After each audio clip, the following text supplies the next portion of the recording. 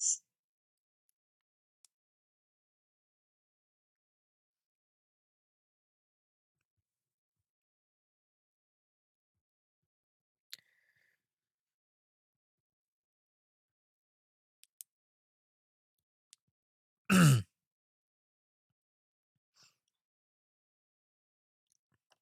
nothing. Hey guys, sorry, I'm just doing this a stream here last second, not as a formal Q&A, though I can answer some questions. I have a new headset, as you may or may not been able to tell by now, and I'm trying to make sure the audio sounds good, play with some of the settings on here.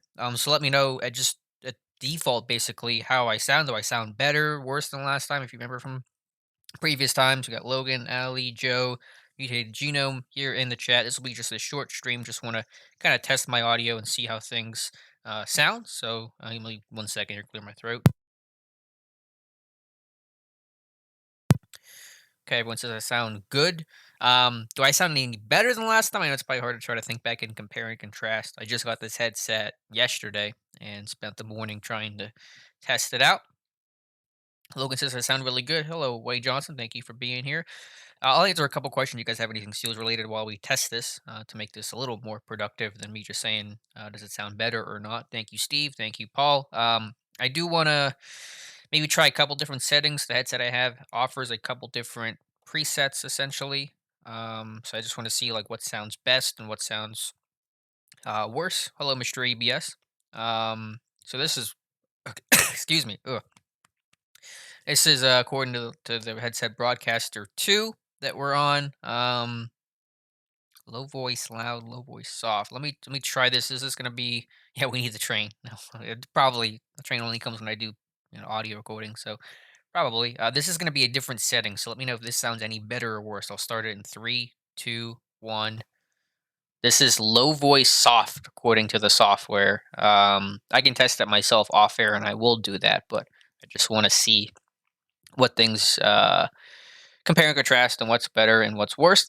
Steve Williams says, "Does Claypool remind you of Kenny Galladay?" Yeah, I think Dave T had talked about that on the podcast he was on. And the Steelers, I think, had interest in Galladay coming up before the Lions took him. And so it's hard to really get a great comp for Claypool just because he's such a rare body type. Not too many guys that are 6'4", 230. But I think Alshon Jeffrey's my favorite comp overall.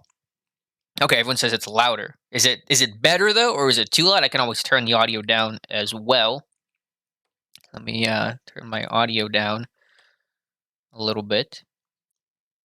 Sounds like it's better though, which is good because this thing wasn't super cheap. So hopefully it'll be a better experience for you guys. And hopefully, because I have when on my old headset, it was wireless. It's a Turtle Beach thing, and I think there's just an issue with the connection sometimes fading in and out. I think that's why Dave sounded poor sometimes, where there just was a connection issue. So I wanted to get something wired that would hopefully help better with the audio down. Way Johnson Steelers record after the first 5 weeks will be. I'm bad at predicting that stuff. I don't get too enthused about trying to make those predictions really at all. So I couldn't tell you. Hopefully, you want to be at least 3-2 after the first 5 weeks. That'd be true of any team, but at least have a winning record after 5 weeks. Logan says definitely sounds clear. Yeah, this just changes some of the presets. I'll give you a really bad example here. This is the AM radio setting, which I'm sure is going to sound terrible. So let me change to that. This is the AM radio setting. That's probably going to sound, excuse me, a lot worse. I just ate lunch, and every time I eat lunch, I shouldn't come on here and talk because my throat needs to clear. So this probably sounds a whole lot worse. But I think hopefully it'll have some better audio for the videos I do for this channel. Yeah, AM radio is awful. I figured as much. Here's Broadcaster 1. I think it's very similar to what I started with Broadcaster 2. So I just want to play around with some different settings. Yeah, I figured I just want to show you guys the difference just so you can hear that, there's different changes and stuff. And I'll have to go through this a lot. What do I want to do here? This is -18. I just want to test something. I have noise reduction down. I think this is as much as it goes. Does this sound any better than a moment ago to have noise reduction the whole way down? Test one, test two. Let me know what you guys think, and if you have any other those questions, feel free to ask while I get a drink of water. See how loud that picks things up.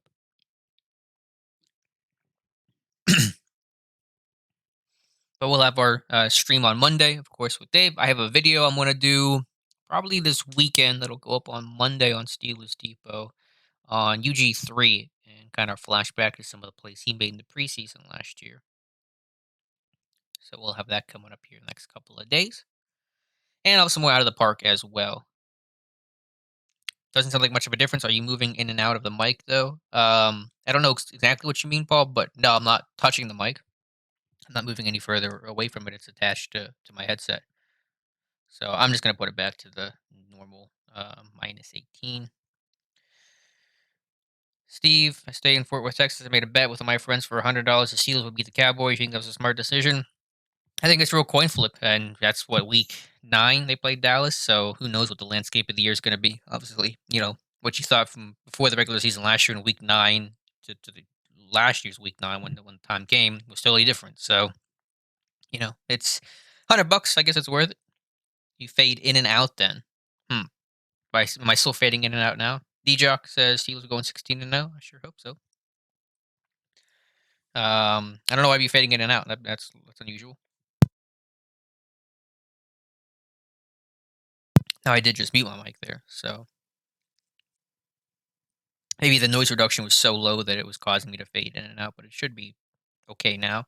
I'll always go ahead and test it off air as well. Yeah, well, maybe I was a second ago before Logan because I just changed some of the settings.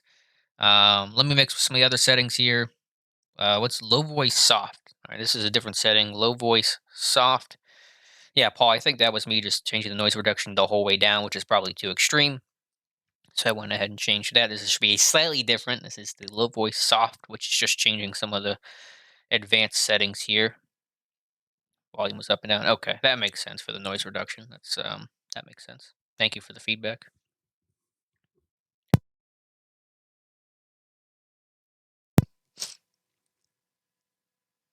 All right, I don't know if low voice soft sounds any better. What other settings do we have here?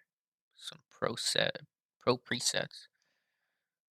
Volume, side tone is for me. I'm just kind of scrolling through this.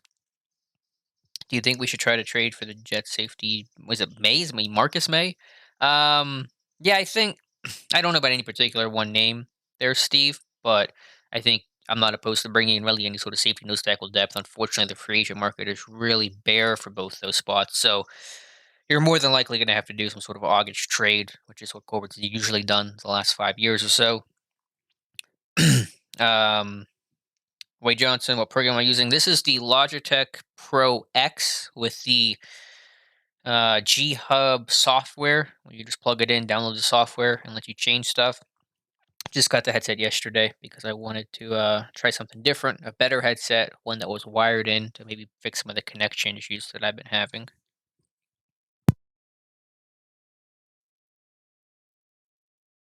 What would I give up?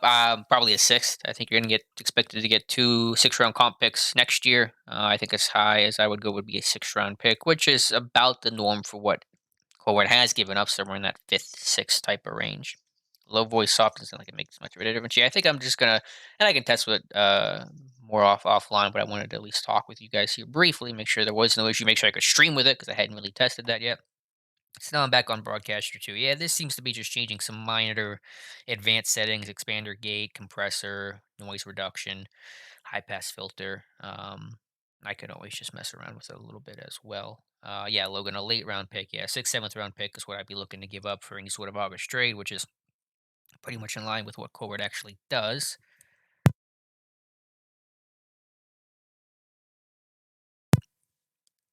So yeah, I think this will go okay then. I didn't get to use this on the podcast today because I didn't get to mess around with this until after the podcast, but we'll see how it sounds. Trying to think of anything else I really wanted to test here. Probably not. Just that that I sound good. I sound clear. I should sound clearer. Someone said earlier the enunciation is better. You should hear less room tone. That's what it sounded like earlier when I did a quick test record. You could hear just less of that static background, which is really good because that always annoys me. So it just sounds a lot more just on my voice as opposed to anything else. It's a lot of good quarterbacks in next year's draft. Do you think we should go quarterback in the first? Nope. Oh my goodness, my voice. Don't eat lunch and then record, at least for me, but I just wanted to eat first and then I wanted to record. This part video will probably get deleted here at some point. In the first, probably not, but I think you're more likely to take a quarterback in 2021 than you were in 2020.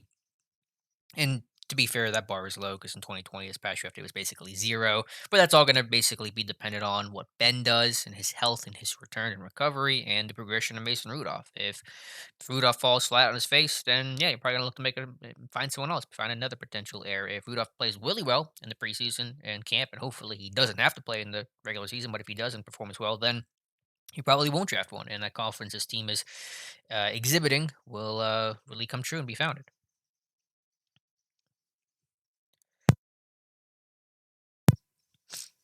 What position do you see the Steelers making moves on before training camp that may stay with the team? I don't think they're going to do much before camp. I think they're basically in this holding pattern, status quo. I think that they want to go into camp, evaluate their roster, see what happens injury wise, and then that's when you'll make moves. So based on the current construction of the roster, nose tackle potentially, but they do have six defensive linemen. I think safety is more likely in terms of what will happen than nose tackle. So I think that's the position I would look at, but again, you go into camp, you evaluate the group, and then you make a decision from there. That's what's happened with the traded guys like Switzer and um, Vance McDonald.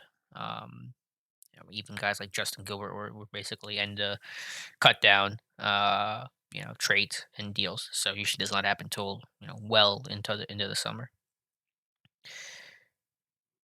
Any idea yet why Dotson didn't get a combine invite and went in the fourth despite all the accolades, or just a simple oversight by other teams? Let me clear my throat here. One sec.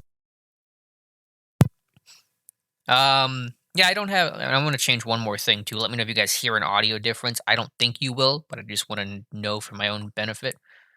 Okay. Let me know if you hear an audio difference now. I don't think you will. But to answer Nolan's question, I don't have a great reason for that. I think that. I think I I know he was playing next to Robert Hunt, the right tackle, so I think some people just went, "Okay, we're gonna invite one raging Cajun to the combine. We're not gonna invite two of those guys, and we'll just take Hunt." And he kind of got the press over Dotson, which was unfair. And obviously could should invite both, but I think he was just a 24-year-old that played in the Sun Belt, and Hunt got all the attention down there, and so Dotson just got overlooked. But obviously a combine snub, and that was kind of known even at the time. So it basically, Nolan, I would just chalk it up to what you said, a simple oversight. Steve says I like Trey Lance a lot. Yeah, that'll be him and Lawrence, and I'm not even sure who else is there. Fields, Costella, Newman from Georgia, who just transferred, I believe, from Wake Forest. But yeah, I've heard Trey Lance. I know the interception numbers were really low last year. I think he got away with several interceptions on tape. Do you think we need more depth at linebacker next to Bush? No, I'm pretty happy with the group. I think UG3, who we'll do a video on later this week, will be someone that can stick, and I'm excited to see more from him, and so I want to give him that opportunity. So I'm actually not as down on the depth at the position as maybe some other people are. I have it's a projection, but I do have confidence in UG3.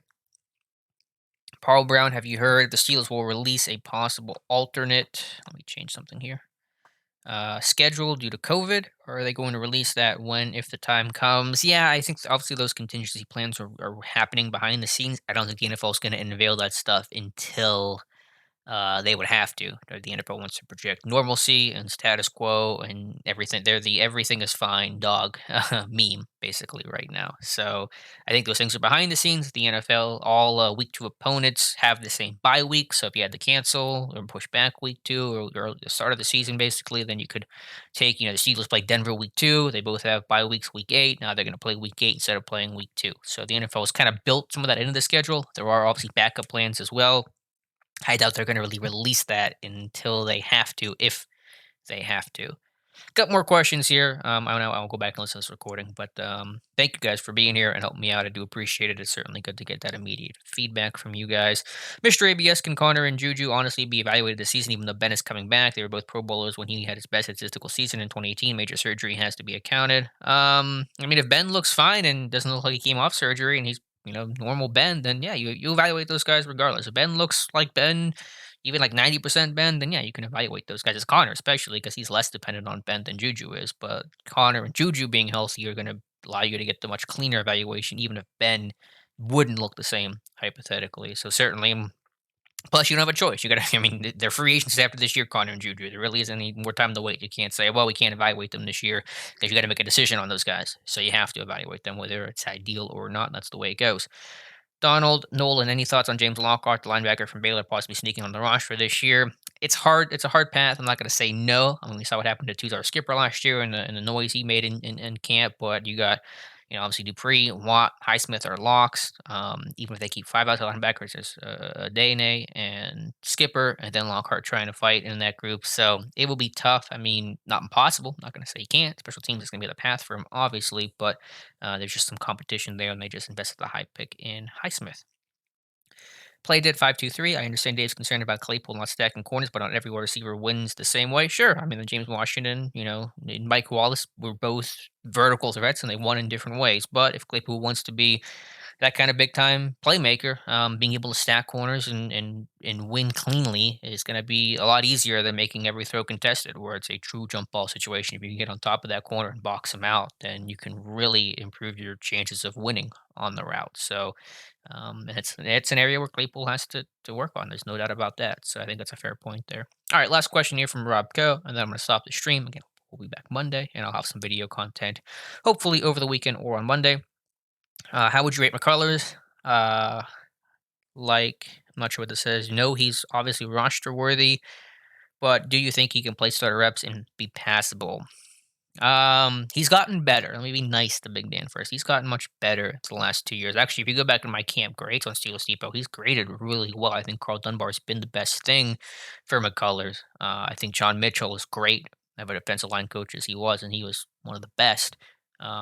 Just that drill sergeant mentality doesn't work well for Big Dan, who's kind of a big old teddy bear. And just, Mitchell's kind of just real hard edge side doesn't work well. So he has improved with Carl Dunbar, who still has that high demand, but is a softer touch to it. Now, does that make McCullers a starter? Not in my mind, not consistently, especially with some of the stunts and stuff they want to do. You really, they could do a lot of run stunts with Hargrave. They're really kind of screwed with blocking schemes and shoot and slant in the gaps and have Hargrave loop over. And McCullers just can't do that because obviously he's not nearly the athlete. He's much more of the lumber than Hargrave was. So there's schematic limitations, and even just as a plugger, like obviously he's got size and strength, and there are moments where he looks okay and he'll occupy a lot of space. He's a big mass kind of guy. It's still that run defense is not ideal consistently down to down. And there's conditioning issues and pass rush issues and all those kinds of things. So in my mind, he's still ideal as a backup. Really, I mean, if you could find someone to push him off the roster, that'd be great. But that's unlikely to happen at this point. He's going to probably be the backup because you're not going to lose Hargrave and Big Dan in the same year. So ideally, McCullers is your backup, though circumstance may dictate him as a starter. All right, last one for sure, for real this time. Soliver6, how's it going, Alex? I'm doing well. Thanks for being here. With the rumors that Baltimore's trying to get rid of Thomas, any chance we could pick him up to play alongside Minka? Are they really trying to get rid of Earl Thomas? I saw they were trying to. I saw the report from I think Pro Football Talk. I'm not sure if they were the original source or not. That they were looking at ways to void the contract. I don't know. I mean, as a moral is what Thomas is alleged to have done. It's not like he's subject to league discipline. I mean, he's not going to get. He didn't get arrested. He didn't do. He didn't commit, to my knowledge. Maybe I'm misreading the situation. He didn't commit a crime or anything. His wife obviously was arrested. So I don't. I don't know if Baltimore's really going to bail on him. And would Pittsburgh be interested? I mean, they would have to cut him because you're not going to trade him if you're Baltimore. And more to the point, no, because you have Edmonds. They like Edmonds. They're going to roll with him. So there's not going to be really appetite for Earl Thomas. So thank you guys for helping me out. I may do another test stream here at some point over the weekend. I'm not quite sure yet. My mic level input was a little high there. All right, I'll have to go back and listen to this thing. But I appreciate your guys' help. We'll be back Monday for our live stream. Like I said, I will hope to have a video on UG3 sometime over the weekend to look at his preseason last year and how impressive it was. So thank you guys so much for watching, and we'll talk to you soon.